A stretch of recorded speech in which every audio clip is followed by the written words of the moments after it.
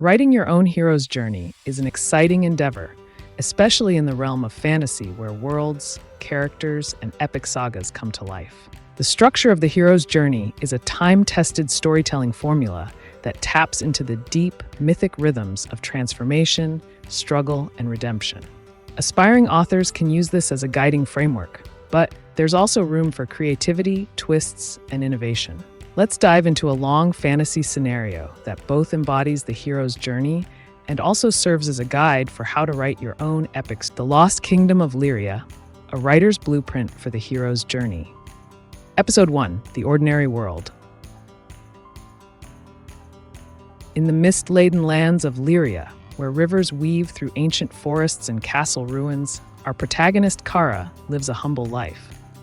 She's a village weaver, skillful with her hands but quiet, her ambitions as small as the town she inhabits.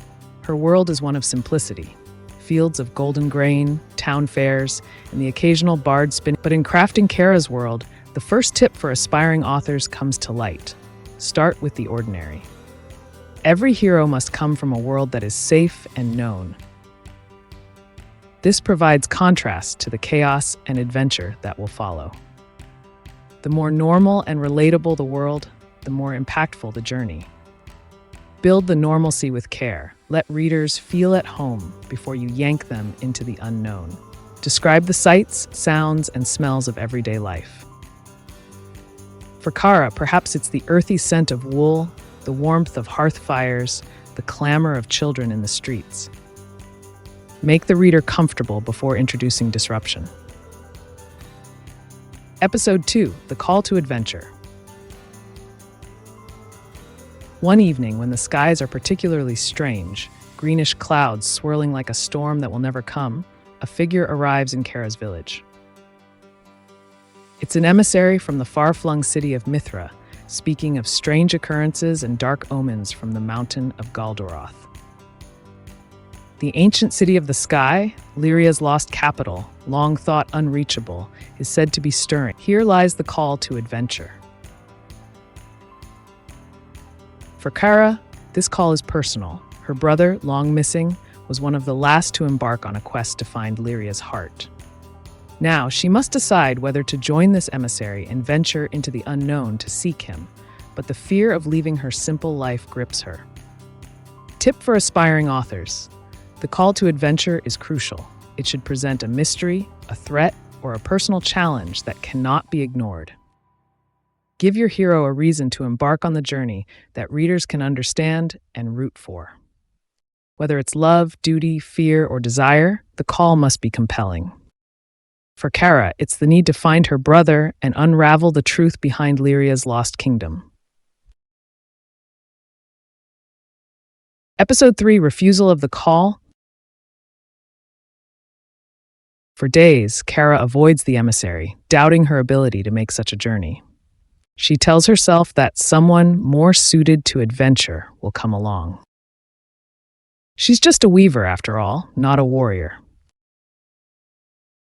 But as the days pass, strange dreams plague her, visions of her brother, of the ruined spires of Lyria, and the sensation of something calling to her from the depths of the refusal of the call is the natural reaction to fear and uncertainty. In most heroes' journeys, this stage emphasizes the hero's reluctance or fear to step out of their comfort zone. Kara's refusal stems from her insecurities. She doesn't believe she has the strength to undertake something so dangerous. Writing tip: make the refusal believable. Your hero doesn't have to outright say no. Often, their hesitation is enough. They should be afraid or uncertain. The more human and real the refusal, the more satisfying the eventual acceptance will be. Build this into their inner dialogue. Kara's thoughts are conflicted, torn between longing for her brother and fear of failure. Episode 4, Meeting the Mentor. Just when Kara is about to decline the call for good, an old woman arrives at her door. She is Ilara, the village seer, and she has been watching Kara for years. Ilara tells Kara that her dreams are not her own, but messages from the spirits that watch over Lyria. She hands Kara an ancient relic, a shard of crystal, once part of Lyria's legendary sky heart, the source of the kingdom's power. It pulses with a faint, eerie light. Here, Kara meets her mentor, a guide to help her begin the journey. Elara speaks of ancient wisdom, of dangers that await, but also of the power within Kara she has yet to understand. Your brother believed in you, Elara says. That's why he left the shard with you. Tip for authors: the mentor is a key figure, often representing wisdom and a bridge between the known and the unknown. They don't have to be a grand wizard or elder. They can be a fellow traveler, an older sibling, or a friend. But they should provide insight, knowledge, or tools that the hero needs to face the adventure ahead. For Kara, Elara's gift is both physical, the crystal shard, and emotional, the confidence to believe in herself. The mentor helps push the hero past their fears. Episode 5, Crossing the Threshold. After Elara's visit, Kara makes her choice. She leaves the village, carrying the crystal shard, and ventures into the wild. She is not prepared, not in the slightest. The road is treacherous. Storms brew without warning. Creatures with red eyes slink through the forests at night, and she constantly feels as if something is watching. This is the threshold crossing, the point where the hero steps into the unknown. For Kara, the physical crossing involves leaving her village and entering the ancient forests, but emotionally, it's much more significant. She's left the safety of her ordinary world behind. Writing tip: the threshold should feel momentous. It's the point where the hero can no longer turn back. Use vivid descriptions to mark this transition. Make the world feel different, more dangerous, and more magical. For Kara, the forest is no longer the calm, familiar wood of her childhood. It is alive with a strange, foreboding energy. Convey the sense of stepping into a place where the rules of reality are no longer familiar. Episode 6, Tests Allies and Enemies. As Kara ventures deeper into the wilds, she encounters a group of travelers. Lyra, a rogue archer with a dark past, and Torin, a gruff but kind-hearted warrior. They agree to accompany her on the journey to Lyria, though their reasons are their own. Along the way, they face numerous challenges, fending off bandits, navigating a cursed river, and deciphering ancient magical runes that block their path. But not all they meet are allies. In the shadow of the Shattered Mountains, they are hunted by Vorath, a sorcerer in service of the dark powers that seek to claim Lyria's sky heart. He conjures creatures from the void to stalk their every step, forcing Kara and her companions to grow stronger with each battle. In this phase, the hero gains allies and enemies while undergoing a series of tests that help them grow. Kara, once a mere weaver, learns to fight, to trust others, and to start unlocking the powers hidden within the crystal shard.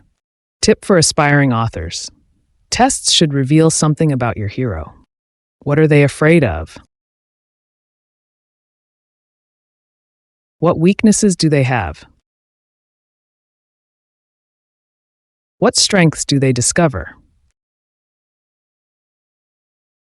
Make the tests escalate in difficulty, pushing the hero toward growth. Allies should complement the hero, offering skills or insights they lack. Enemies, on the other hand, should force the hero to confront their darkest fears or desires. Episode 7, The Approach to the Inmost Cave. After months of perilous travel, Kara and her companions arrive at the Inmost Cave. The entrance to the ruins are ancient, filled with traps and forgotten magic. But within lies the Sky Heart, and Kara knows that whatever awaits her, there will change everything. The Inmost Cave is both a physical and symbolic representation of the hero's greatest challenge. For Kara, it's the lost city of Lyria, a place of incredible power but also incredible danger. She knows that Vorath is closing in, and soon she will have to face him in a final confrontation. Writing tip: the approach to the inmost cave should build tension. The hero is preparing for their greatest trial, but they are still uncertain. Focus on their inner turmoil as much as the external threats. For Kara, her doubts resurface. Can she really harness the Skyheart's power? What if she fails? Episode 8: The Ordeal. In the heart of Lyria, Kara faces her darkest trial. She discovers her brother's fate. He was consumed by the Skyheart, a conduit for the ancient power that kept the kingdom afloat in the skies. Now, Kara must decide, will she wield the power to restore Lyria, risking the same fate, or destroy it and doom the last remnants of the ancient kingdom? At this moment, Vorath strikes.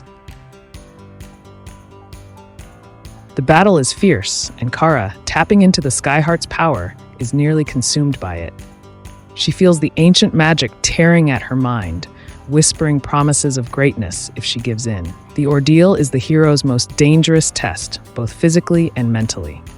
For Kara, it's not just about defeating Vorath, it's about resisting the temptation of ultimate power. Tip for aspiring authors: the ordeal should be a transformative moment. Your hero should face death, either literally or symbolically, and come out the other side changed. It's a moment of ultimate vulnerability. Make it emotionally resonant. Show the stakes clearly. What will your hero lose if they fail? For Kara, the cost is her very soul. Episode 9: The Reward. Kara defeats Vorath not by overpowering him, but by mastering herself. She chooses to destroy the Skyheart rather than claim it. In doing so, she frees her brother's spirit and brings peace to the forgotten kingdom of Lyria. The reward is not just physical, though Kara may claim artifacts or treasure, but emotional and spiritual. She has gained wisdom, strength, and a sense of purpose she never had before. Writing tip: the reward should reflect the hero's growth. It doesn't have to be a grand treasure. Often it's something internal, like self-confidence, wisdom, or a new understanding of the world. Episode 10: The Road Back. With the Skyheart destroyed and Lyria's legacy laid to rest, Kara and her companions begin their journey home. But the world is not as it was. The road back is fraught with new dangers. Remnants of the dark magic still linger, and Kara's journey is not yet complete. The road back shows that while the hero has won a great victory, they must still return to the ordinary world, often facing consequences or new challenges on the way. Tip for aspiring authors: use the road back to show how your hero has changed. How do they handle challenges now compared to the beginning of the story? For Kara, she is no longer the frightened weaver.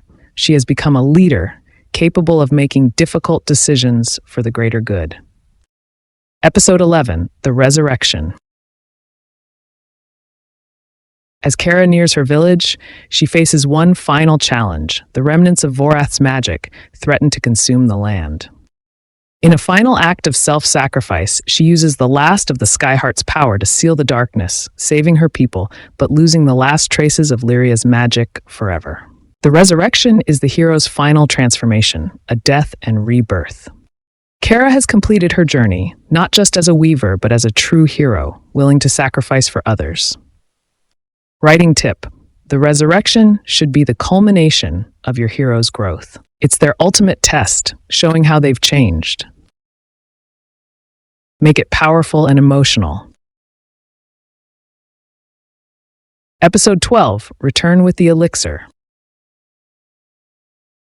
Kara returns to her village changed but at peace.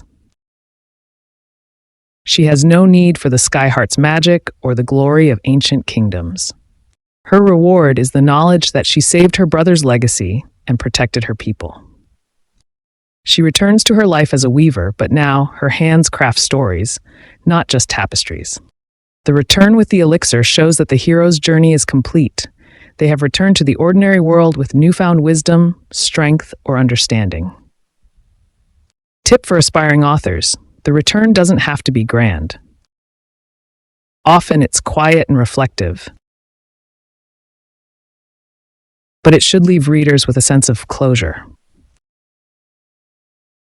For Kara, her return is peaceful, a reminder that true heroism is often about what you give up, not what you gain.